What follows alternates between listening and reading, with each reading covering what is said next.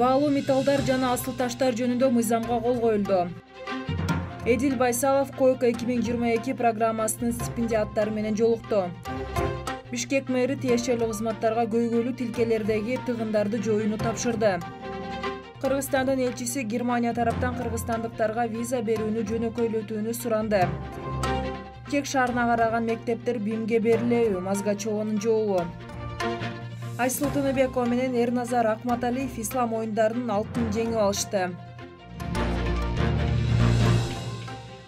Президент Садыр Жапаров баалуу металлдар жана асыл таштар жөнүндө Кыргызстандын мыйзамына кол койду. Мыйзам 2022 жылдын 30-июнда Жогорку Кеңеш тарабынан кабыл алынган. Ошентип, баалуу металлдар жана асыл таштар жөнүндө мыйзамдын жаңы редакциясы баалуу металлдар жана асыл таштар менен операцияларды жүргүзүүдө бирдиктүү мыйзамдык базаны, ачык айкын механизмди түзүүнү, чөйрөдө так критерийлерди жана тартипти белгилөөнү камсыз кылат. Мындан тышкары баалуу металлдарды жана асыл таштарды жүгүртүүгө, зергерчилик өнөр жайын өнүктүрүүгө багытталат.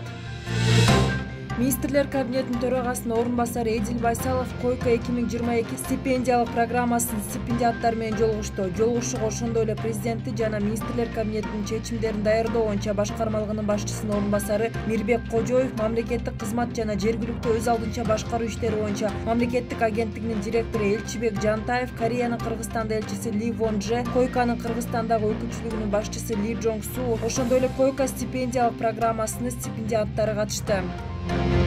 Бишкек мэри Эмилбек Абдыкадыров шаардык кызматтар менен биргеликте унаа тыгыны көп болгон жолдордун көйгөйлүү жерлерин текшерип чыкты.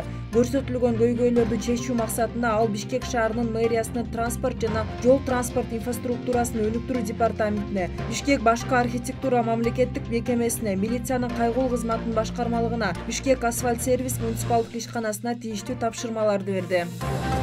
Кыргызстандын Германияда элчиси Өмүрбек Текебаев Германиянын Тышкы иштер министрлигинин Түштүк Кавказ жана Борбор Азия бөлүмүнүн жаңы жетекчиси Матиас Фоллерт менен жолугушту. Маалыматка ылайык, жолугушуунун жүрүшүндө эки тараптуу кызматташтыкты өнүктүрүү, өз ара визиттерди уюштуруу жана биргелешкен иш-чараларды өткөрүү талкууланды. Ошону менен бирге элчи Өмүрбек Текебаев консулдук чөйрөдөгү маселелерди да көтөрүп, германиялык тарапка Кыргызстан тарабынан берилген документтердин жол жобосун жөнөкөйлөтүү, ошондой эле Германиянын Кыргызстандагы элчилигине виза алуу кайрылган кыргыз жарандарына тез арада документтерди тапшырууга мүмкүнчүлүк түзүү өтүнүчү менен кайрылды.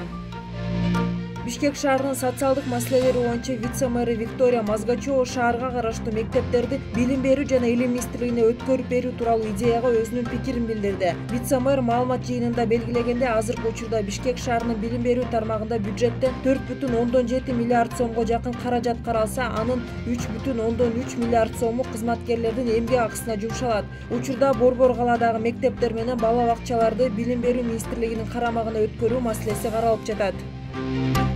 Спортчу Айсыл Тыныбекова жана эркин күрөшчү Эрназар Акматалиев ислам тилектештик оюндарынын алтын медалдарын жеңип алышты. Финалда Тыныбекова Гвинеянын өкүлүнө каршы күрөшүп 11-0 эсебинде жеңишке жетти. Спортчу 2017 жылы ислам оюндарынын алтынын жеңип алган. Финалда Акматалиев 6-0 эсеби менен ирандык балбанды жеңип, алтын медалдын ээси болду.